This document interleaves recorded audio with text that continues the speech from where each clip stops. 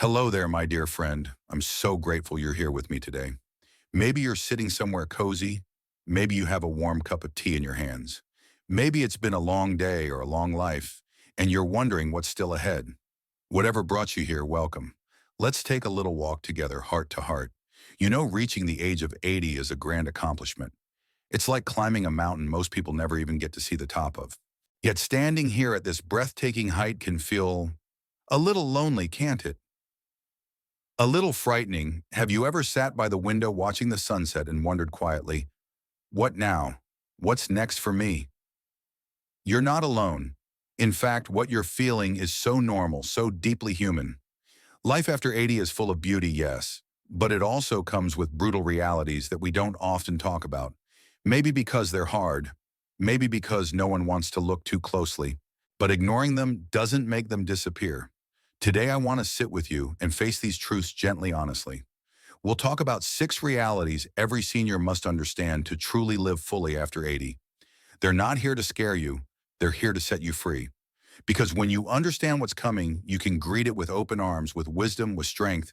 And if you stay with me, I promise you'll meet 2 incredible souls who walk this path before you. You'll hear stories that might feel a little bit like your own. You'll see how simple rituals, not grand, exhausting changes, can bring light into even the heaviest days. You'll find hope backed by real science, not wishful thinking. Are you ready? Let's step forward together. Let me tell you first about Eleanor. Eleanor is 84 years old. She spent most of her life teaching children to read and write, her days filled with laughter, small triumphs, and chalk dust. When she retired, she thought it would feel like a sweet, long holiday. Instead, it felt like being erased. Her husband Thomas passed away 3 years ago. Her children live far away, busy with lives of their own. Eleanor's mornings became slow, heavy affairs. A single slice of toast, a quiet kitchen, a long stretch of empty hours.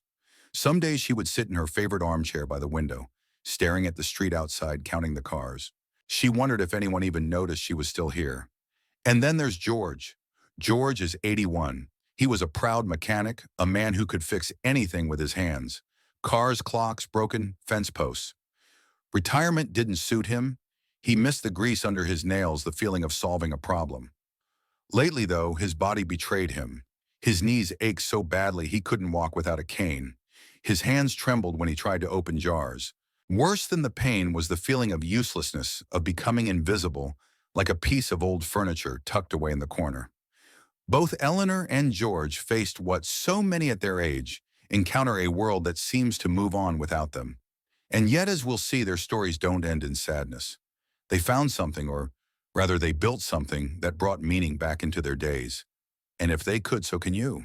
But first, let's understand exactly why life after 80 can feel so brutally different, and why recognizing these realities is the first step toward reclaiming your joy. Let's speak plainly. After 80, our bodies change in ways we can't ignore. Maybe you've already noticed it: the way your legs tire faster, the stiffness in your fingers, the sudden hesitations when getting out of a chair. It's not your fault. It's biology. As we age, our muscles naturally lose mass, a process called sarcopenia. Our bones become lighter and more fragile. Our reflexes slow down. According to research from the Mayo Clinic, adults lose about 3 to 5% of their muscle mass each decade after 30, and the pace accelerates after 75. No matter how strong you once were, time humbles every body. But here's the incredible thing: decline is inevitable, yes, but suffering is not. Physical activity, even small and gentle forms, can dramatically slow these losses. A study published in the Journal of Aging and Physical Activity found that seniors who engaged in light daily exercise, simple chair stretches, balance exercises, or walking just 10 minutes a day, preserved their independence far longer than those who didn't move at all. Think about that for a moment. 10 minutes a day, less time than a television episode.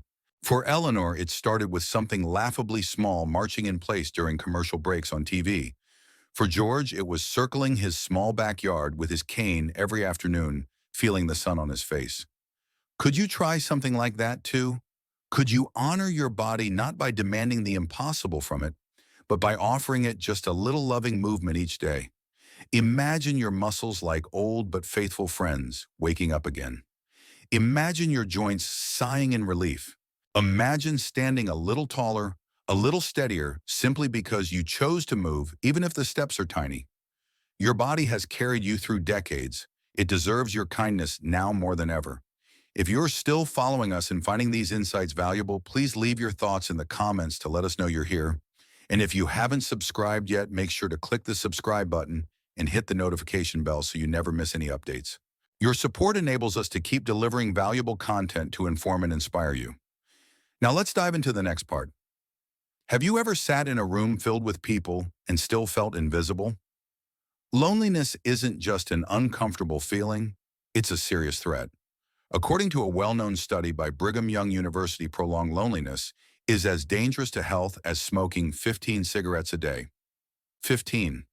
Let that sink in for a moment. You see, our bodies and hearts are wired for connection. It's not a luxury, it's a necessity like food or water. And yet after 80, the natural rhythms of life often pull people away. Friends pass on, family gets busy, communities change. The phone stops ringing as often, invitations dwindle. Eleanor knew this ache well.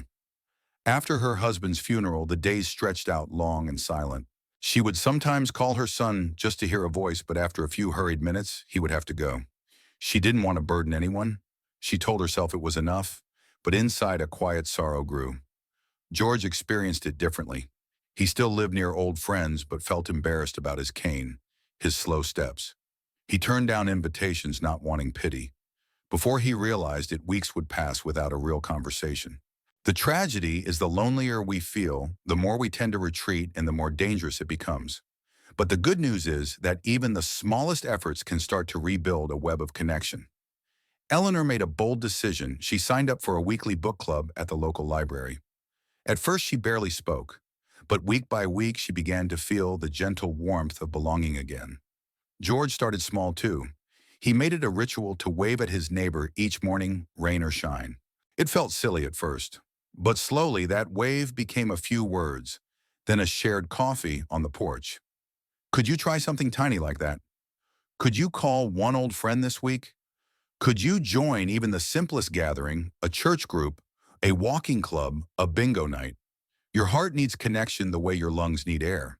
It's not about having dozens of friends. Sometimes one true voice reaching back is enough to light up a dark room. Independence. It's a word that carries so much pride, doesn't it? You've spent decades building a life, making choices, taking care of yourself and others. The idea of losing that ability, even a little, feels like a slow erosion of who you are. The truth is, after 80, independence naturally becomes more fragile. Tasks that once felt automatic, cooking, driving, even dressing, can start to feel like mountain climbs. And there's no shame in that. It's simply the wear and tear of a life well lived. But here's the crucial part: while some loss is inevitable, complete dependence is not a foregone conclusion. You have more power than you realize to preserve your freedom. It starts with small, stubborn habits. Research from the National Institute on Aging shows that strength and balance training, even just twice a week, reduces the risk of falls by up to 40%. That's not magic, that's science. George decided to tackle this reality head on. Every morning before breakfast, he practiced standing from his chair without using his hands. At first, it was humiliatingly hard. His knees shook, his breathing labored. But over weeks, something shifted. His muscles remembered their job. His legs grew steadier. Eleanor took a different route. She started doing gentle arm exercises with soup cans while watching TV. It became part of her ritual, as natural as brushing her teeth. Beyond the body, protecting independence also means thinking ahead. Setting up grab bars in the bathroom, using a walker proudly rather than risking a fall, asking for help before emergencies force your hand. There's a deep dignity in preparing and adjusting, in choosing to safeguard your freedom rather than clinging to old ways out of pride. Independence after 80 doesn't mean doing everything alone. It means staying as strong as you can, asking for support when you need it, and refusing to give up the small daily victories that stitch a life together. So I ask you, what one small act could you do today to honor your independence? Maybe it's stretching for 5 minutes. Maybe it's reorganizing your kitchen so things are easier to reach. Maybe it's simply standing a little taller in your own skin. Whatever it is, know this: every act of care you give yourself today is a gift to your future self, a future that still holds so much worth, so much living. No one tells you how heavy grief can become after 80. It's not just one loss, it's layer upon layer. Friends, siblings, spouses, even parts of yourself you never thought you'd have to mourn. And grief, when it comes in waves like this, can make the world feel so much smaller. Eleanor still keeps Thomas's favorite chair in the living room. She knows he won't be coming back to sit in it, but moving it would feel like erasing him all over again. Some mornings she glances at the chair and smiles. Other days tears rise up without warning. George lost his best friend of 60 years, Peter, last fall. The ache of it sometimes catches him mid-sentence, mid-step. Who else knew all his stories? Who else laughed at the same dumb jokes, remembered the same dusty adventures from long ago? Grief after 80 isn't a one-time storm. It's a quiet, constant drizzle. And pretending it isn't there only makes it heavier.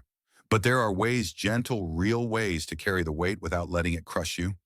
One ritual that helped Eleanor was creating a memory journal. Each morning she wrote down a memory about Thomas, the way he danced terribly at weddings, the time he got lost on vacation, and turned it into an adventure. Over time, those memories wove into a tapestry of love rather than an endless ache. George found healing in a different way. He started planting a small garden, dedicating a new flower to each friend he lost. Watching the blooms rise from the earth felt like proof that life continues stubbornly, beautifully. Grieving doesn't mean you're broken. It means you dared to love deeply. And carrying that love forward, even through tears, is one of the bravest things a human heart can do. So I wonder, dear friend, what ritual might help you honor your grief? A photo album, a favorite song played each Sunday morning, a walk through a park you once shared with someone you miss. Your sorrow deserves space, and so does your continuing, stubborn joy. Here's a brutal truth few want to admit after 80. It can feel like you're becoming invisible. Have you ever stood in a store waiting patiently while younger people were served first? Have you ever had a doctor talk over your head addressing your child instead of you, as if you weren't even there? It stings. It erodes dignity in tiny, merciless slices. There's even a term for this: ageism, the quiet, often unconscious bias that treats older people as burdens instead of treasures. Studies from the World Health Organization show that ageism negatively impacts both mental and physical health, shortening life expectancy. But just because society sometimes turns away doesn't mean you have to shrink. Eleanor fought back in her quiet way. She made it a point to dress a little brighter, to wear a red scarf or a cheerful brooch when she went out. People noticed. They smiled. They spoke. She carried herself with the dignity of someone who refuses to fade. George tackled it differently. He started mentoring teenagers at a local auto repair workshop. They didn't care about his gray hair. They cared about the magic he worked with engines. In their eyes, he was a wizard, a living archive of skill no textbook could replace. And you, my friend, how might you choose to stay visible? It could be as simple as making steady eye contact with those who pass you by, speaking up clearly and unapologetically in appointments, refusing to apologize for needing more time, more explanation, more respect. You are not a ghost. You are not a burden. You are a living library, a witness to decades of history, heartbreak, and hope. Stand tall in that truth. If society forgets to honor, you honor yourself first. And in doing so, you'll remind the world exactly who you are. Many people fear losing their memory more than anything else as they age. And yes, it's true, the risks of cognitive decline grow with each passing decade. Names slip away, faces blur. Tasks that were once second nature suddenly demand effort. It's terrifying, isn't it? To imagine pieces of yourself drifting away like autumn leaves on a river you can't stop. But listen closely, cognitive decline is not a guaranteed fate. According to research from the Alzheimer's Association, up to one-third of dementia cases worldwide could be prevented or delayed by simple lifestyle choices, staying mentally active, socially connected, physically healthy, and emotionally engaged. The brain, marvelous as it is, continues to adapt and form new connections even into our 90s. That's called neuroplasticity. Think of your mind like a garden that needs tending. Left unattended, weeds creep in. But with even a little daily care, vibrant growth is possible. Eleanor found her own way to keep her mind awake. She started learning Spanish. Just a few words a day. Good morning. Thank you. Beautiful. It wasn't about mastering the language. It was about stretching her brain, reminding it that life still had new paths to explore. George rekindled an old love music. He pulled out his dusty harmonica, struggling at first to recall the notes. But slowly songs from his youth floated back. Practicing stirred something deep inside him. Memories tied not to facts, but to feelings. You don't need to enroll in a university or memorize Shakespeare to keep your mind vibrant. You just need to feed it. Could you try learning a new skill, no matter how small? Could you take up painting crosswords, storytelling, or even just reading new books? Imagine your brain lighting up in hidden corners you thought had long gone dark. Imagine new pathways forming tiny sparks of electricity dancing in your mind each time you challenge yourself. Mental decline may knock at your door, but you get to choose whether you invite it in without a fight. So here we are standing together after a long walk through 6 tough truths. We've seen how bodies change, how loneliness looms, how independence wobbles, how grief weaves itself into every corner, how society looks past us, and how the mind can falter. Brutal truths, yes, but they are not the full story. They are simply the soil from which a deeper, wilder, stronger life can still grow. Eleanor and George, and so many like them, prove that resilience isn't about denying hardship. It's about weaving small rituals of hope into every ordinary day. Marching during commercials, waving to a neighbor, writing memories in a journal, planting a flower, learning a single new word, playing a simple song. Tiny acts, tender acts, but when stitched together, they form a life still rich, still meaningful. You, my friend, are still writing your story. What small act of bravery could you take today?